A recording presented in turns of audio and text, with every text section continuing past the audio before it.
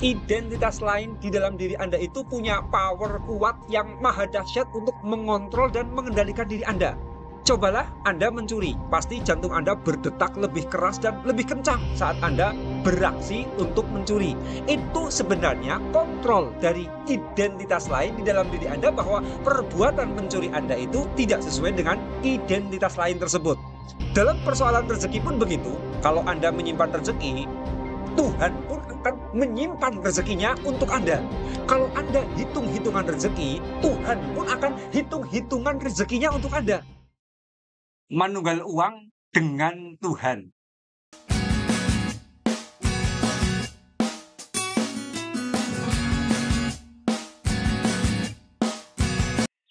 Wujud diri Anda itu semu. Disebut ada, ternyata Anda itu tiada. Disebut tiada, ternyata Anda itu ada. Coba Anda puja-puji diri Anda sendiri di depan orang lain bahwa Anda itu orang hebat, orang cantik, mempesona. Anda pasti akan dicibiri narsis oleh mereka kan? Diri Anda sendiri yang kasih makan dan merawatnya itu adalah Anda sendiri.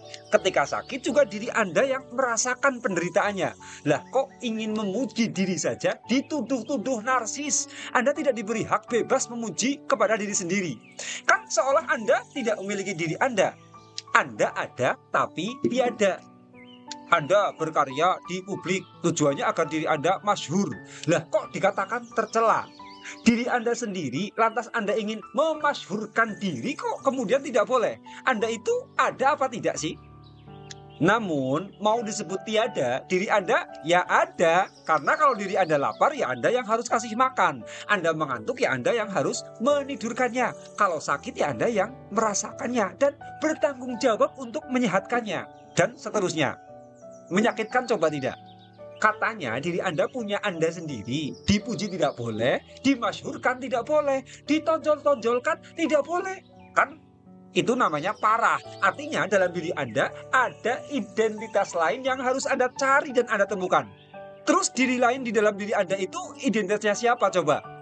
Maka jangan heran kalau para sufi sedemikian hebat bekerja di dalam spiritual karena persoalan ada identitas lain di dalam dirinya.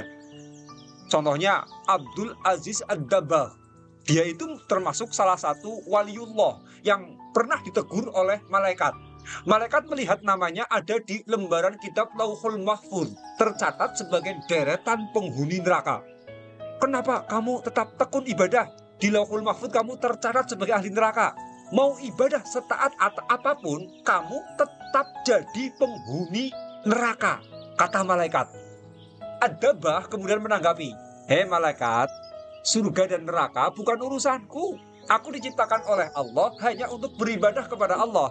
Sebagaimana dia berfirman, tidaklah aku ciptakan jin dan manusia kecuali hanya untuk ibadah kepadaku. Mau aku masuk surga ataupun aku masuk neraka, itu adalah hak Allah, bukan urusanku.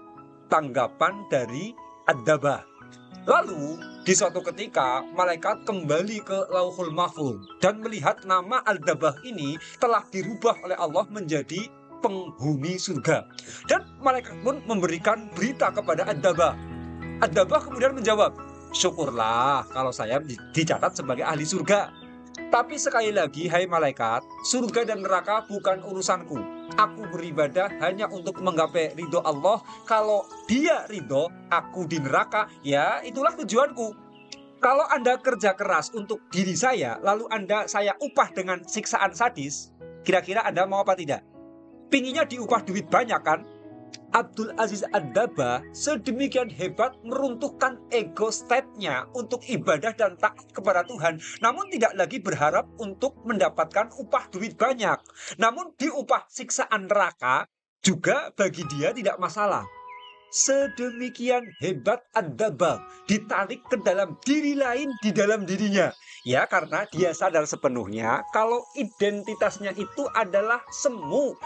Tetapi kemudian ada identitas lain yang wujud nyata di dalam dirinya. Jadi ya wajar kalau Syekh Siti Jenar kemudian berani terang-terangan mengungkapkan identitas ini. Siti Jenar lantas melahirkan konsep manunggaling kawula Gusti. identitas lain di dalam diri Anda itu punya power kuat yang maha dahsyat untuk mengontrol dan mengendalikan diri Anda. Cobalah Anda mencuri, pasti jantung Anda berdetak lebih keras dan lebih kencang saat Anda beraksi untuk mencuri. Itu sebenarnya kontrol dari identitas lain di dalam diri Anda bahwa perbuatan mencuri Anda itu tidak sesuai dengan identitas lain tersebut. Dalam persoalan rezeki pun begitu, kalau Anda menyimpan rezeki, Tuhan pun akan menyimpan rezekinya untuk Anda. Kalau Anda hitung-hitungan rezeki, Tuhan pun akan hitung-hitungan rezekinya untuk Anda. Wa an Asma'a binti Abi Bakrin As-Siddiq radhiyallahu anhu maqalat qala li Rasulullah sallallahu alaihi wasallam la tuki fayukiya alaiki wa fi riwayatin aufiki awin fakhi awin dihi wala tuhsi fayuhsiyallahu alaiki wala tu'i fayu'iyallahu alaiki.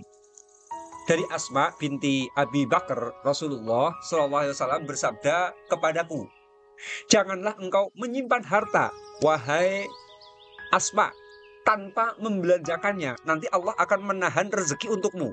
Dalam riwayat lain disebutkan, belanjakanlah hartamu, janganlah engkau menghitung-hitungnya. Nanti Allah akan berhitung rezeki kepadamu.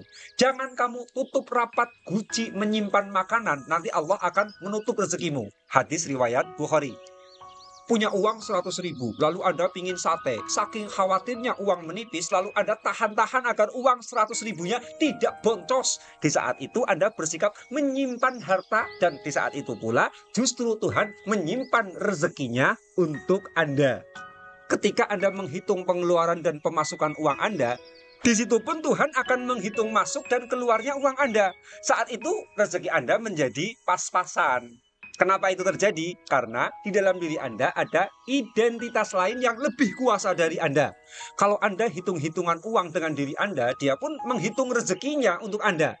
Kalau Anda menyimpan harta Anda, Tuhan pun menyimpan hartanya untuk Anda. Karena itu pula kalau Anda berperasaan miskin, Tuhan pun memberikan kemiskinan kepada Anda. Kalau Anda berperasaan kaya, Tuhan pun memberikan kekayaannya kepada Anda. Wa may yastaghni yughnihillah. Barang siapa merasa kaya, maka Allah akan mengkayakannya. Hadis riwayat muttafaq alaih. Jadi di sini menjadi jelas, kalau Anda ingin Tuhan dermawan kepada Anda, maka Anda harus dermawan. Kalau Anda ingin Tuhan pelit, ya Anda pelitlah. Kalau Anda ingin Tuhan itu irit, ya Anda iritlah. Kalau Anda ingin Tuhan memberi kekayaan, ya Anda bersikap dan berperasaanlah kaya. Kalau Anda ingin Tuhan memiskinkan Anda, ya Anda bersikap dan berperasaan miskinlah. Kalau Anda ingin Tuhan berhitung kasih rezeki kepada Anda, ya Anda hitung-hitunglah untuk keluar masuknya uang Anda. Dan seterusnya.